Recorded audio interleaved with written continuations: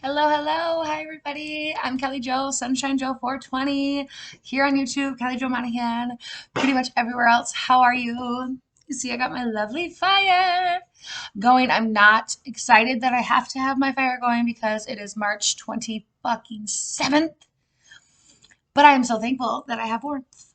So there is that. Again, I'm Kelly Jo. I'm so happy that you're here. So this is a paid natal birth chart reading for my dear friend. We are going to be talking about today in this video a sun in Pisces, and then the next video I'm going to upload is going to be a moon in Taurus. But as you know, with every single reading, you get your personalized notes. If you see me looking down, that is what I'm looking at, is these notes. You get these notes with your reading. You get the lifetime video access of this recording and a personal chakra card pulling at the very end. So that's really exciting. So again, thank you so much for being here. Please like, please comment, please subscribe. Please check the link tree in my bio if you're interested in getting your own natal birth chart reading. Okay. Hi. How are you? Sorry it's taking a little bit. It's going to be worth the wait, though, as I always say. Okay, let's go. So we're going to kick it off with a sun in Pisces. So the sun is the planet that reflects our outward expression, how others see us. This is the sign that we are most familiar with. This is our birthday month sign. This is the sign that we are most associated with and what we are most familiar with. Sometimes you really feel your birthday sign, your sun sign, and then other times a lot of people do not feel that sign, those characteristics at all. And that is why it is so beautiful to do a birth chart reading like this, because not only are we going to talk about your sun sign that we know, but we're also going to talk about your moon and your Mercury and your Venus and your Mars and all of those other planets, because they all have something to do with how we are working. Okay? All right. Oops. Let's go. So, okay, we are going to start with your sun in Pisces. The expression for Pisces is I dream. Okay, let's go. Pisces is a water element and it is ruled by the planet of Neptune. Again, the expression for Pisces is I dream. You are the last sign in the zodiac calendar and the dreamer of us all.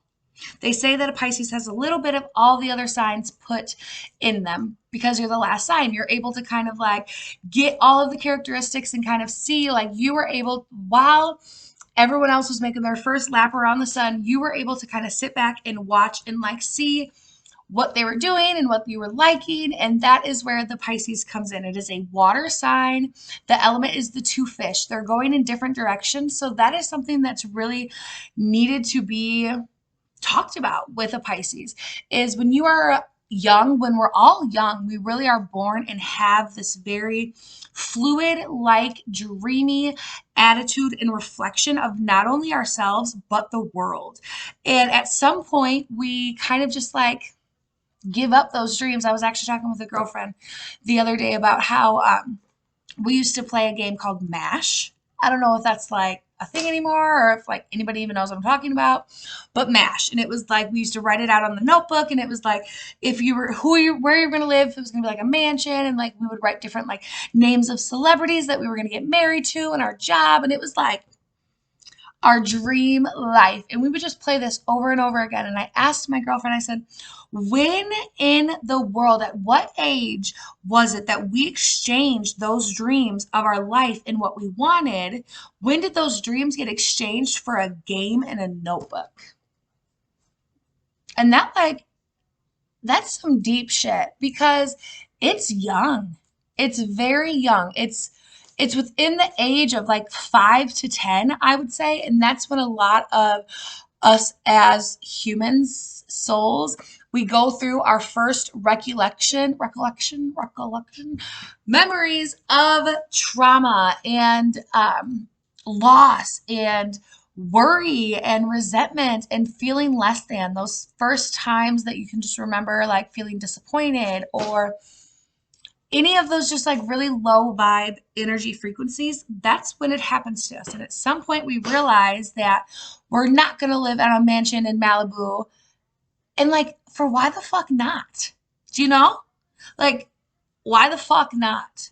So I encourage all of us to really have more Pisces energy. But for you, Pisces, it is a constant battle between your head and your heart and like your feet, I guess I would say more like your mind and what you like really think you should do and like what you want to do, and then your feet and like where you go, because you know at some point you do choose reality over dream life, even if it's not what you want to do. It's, you know that it's what's expected of you, and expectation is the thief of all joy. I say that all the time. Expectation is the thief of all joy. We have to remember that. You are compassionate beyond belief. You're very open-minded and adaptable. You yearn for understanding, and that's like understanding for others, others to understand you, others to understand others. Like you just want the world to just vibe and understand one another. You're very tuned into a higher purpose, fluid, dreamy. Like you're ruled by Neptune. Neptune is the planet that talks, we'll talk about it in your chart, but Neptune is the planet that is all about our spiritual, deeper, dreamy aspect. And so your sign being ruled by that has a lot of that higher purpose, dreamy, spiritual energy. The chameleon. Come on, come on, come on, come on, come on, chameleon. You come and go. That is a Pisces energy. Pisces, because you have a little bit of every sign in you, like I said in the beginning of this video, you are able to adapt unlike anything anyone else. Well, besides a chameleon, but you really do have a good grasp on putting on, and I don't want to say like masks or like hats, because it's not like you're changing your whole attitude or energy or persona. You are just really able to like have friends with everyone. You're really able to understand somebody's heart. You're able to value someone's opinion. Sorry, shit's cracking. And that is just so beautiful of you. So beautiful of you. You're spacey, yet deep as fuck. You have a very hard time saying no, and that is because you are all about your people. And you would literally die for them. You are the psychic sponge of the wheel. You're sensitive. You may have heard your whole life you are too sensitive, or like you might even feel that way about yourself or somebody that is around you or a friend or a partner, like always using that as a negative. And I can totally understand them, because I've also been told that my whole life. That is something that I've carried along as if it was something to be afraid of and as if it was something that was a negative. But being emotional and being in tune with my emotions and other people's emotions, that is a fucking superpower. Do not listen to them anymore. It is your purpose to be this person. We'd be nothing without you. Nothing. You have to learn to observe and feel people and their emotions and not absorb them.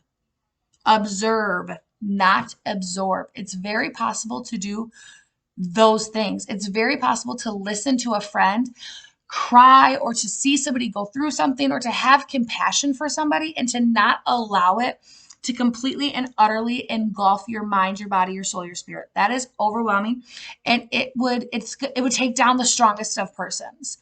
So you have to start saying to yourself, am I observing or am I absorbing? You'll be able to know by the way that you're feeling. You'll be able to know by your tension. You'll be able to know by your body language. How are you recepting? And you really are, I give you permission to take control and to do whatever you need to do to only observe and to no longer absorb everything, because it's not meant for you and it's taking up too much fucking space. Yes. Self-pity and doubt are your kryptonites. You got to hear it, right? You got to hear it.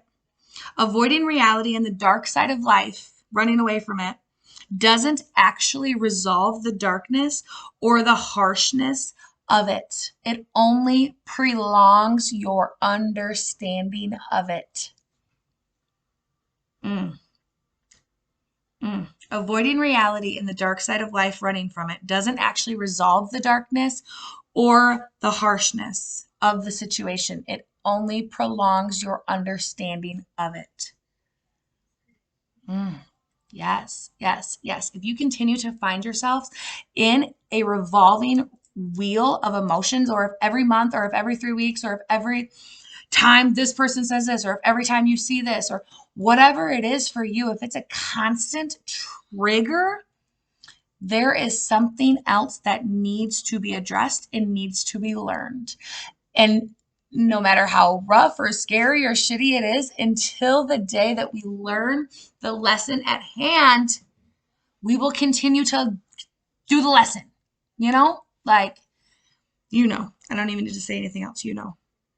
Your head is in the clouds, but your feet are strongly planted in the reality. Some Pisces can run late and be spaced out. A little absent-mindedness, like, hello, are you even listening to me? But like, in reality, you hear every single word. You are in tune to every conversation. You know exactly what they're doing and how they're acting and how the other person is watching you listen to this other person's story. You know it all while you're cooking dinner. And yes, I did hear you. And I'm sorry that I'm doing something else. And that is where it really is going to take time for you to know that, like, other people need you to listen, not just hear. You're very smart and you're very able to harness the intuition and the feeling. So sometimes you don't necessarily have to hear exactly what somebody's saying to know what they're feeling. But until you give them that gift of truly listening versus only hearing them, that will really help you, like, have more progressive conversation. I said that you'd rather die than stop and ask for directions. Is that true? I don't know if that's true. I got that from your chart. Let me know if that's true. I said I kind of get the vibe that you're more of let's just get lost on purpose kind of on the way. And I love that. I totally feel that. Like, let's get lost together in AM, well, probably more FM, radio, tuner scan, and sing every single song that comes on the radio that we know from every single fucking genre. And let's cry and let's look and let's try to take pictures of the cactuses, even though we're driving 65 miles an hour. We're not going to get one. Let's go. Let's go. Sometimes getting lost is part of the process of being found, getting to the destination. And you do have a real understanding of that. And people around you who don't find that very, very, very irritating. You want to feel and love life like you should. Self-sacrificing will kill even Jesus. Right? You take pride in harmony, and that is why you are putting so much work and so much self-sacrifice into your relationships.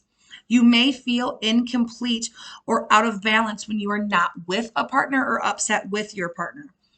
But, my love, you are the balance. You are the peace. You are the non-dominant, I don't know, I fucked that up. You're the thing that does not change. Period. You are it. And all of this steadiness and all of this love and all of this beautiful things that you get from your relationships, it's not fake, but it's not happening because of just them. It's happening because of you. And you kind of do already know that. But until you really just know that, like, what you want matters. What you say matters. What you do matters. And until the second that you start 100 fucking million% shouting those things from the rooftop with such confidence that your ego can't tell you different, that is when you really will find the true relationships in your life that want you to grow and want you to succeed. Because when you start doing things that are outside a normal idea of what people are used to you doing, how they react is a beautiful and 100% guaranteed way of how they feel. Just watch. Just watch. It's very important. Yes. The greatest lesson in, one more thing. I said that you are the duality in life. Your sign of Pisces being the two fish, that is duality in us. We are the yin to our own yang. We have feminine and we have masculine energy. And us as women, we have we pretty much operate in masculine energy 25 hours of the day, because being a mom is taking care of people and doing something for somebody else and doing work for somebody else. And that's actually masculine energy. So when I really tuned in and figured out that what I thought I was doing for feminine energy was actually just still masculine energy. And then I was like, well, god dang, what am I doing for my fucking woo-woo self? And it wasn't until then that I really started deep diving into this astrology, these readings, this work that, I mean, yes, it is still kind of work. So I guess I don't know. Somebody might tell me that I'm not right. But it brings me such joy. It is my art. It is my craft. It is my gift to the world. And it makes me feel so good. But feminine energy is also trusting, knowing, believing, being in flow with yourself. Whew. Yes, yes, yes. Okay, yes. The greatest lesson in your life is putting your needs and your wants over other people's opinions and needs. Stop letting people take advantage of you. You are grown now. Heal yourself. You are a powerful brick house ass bitch. Okay? Sit with that little girl that needs you, that is you. Sit with her. Sit with her instead of just trying to fix her.